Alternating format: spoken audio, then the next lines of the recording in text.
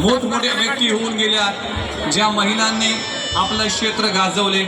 आज श्री गणेश गोविंदा पथक वडाळा येथील आलेल्या या महिला गोविंदा पथक 5 थरांसाठी मित्रा जर स्वतःच्या बहिणीसाठी वाघ असतील तर दुसऱ्याच्या बहिणीसाठी कुत्रा होऊ नकोस।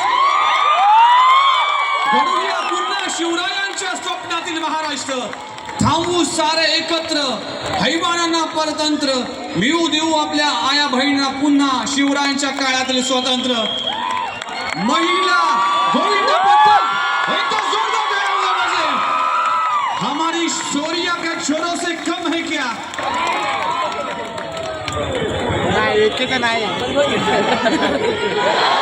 जय भवानी।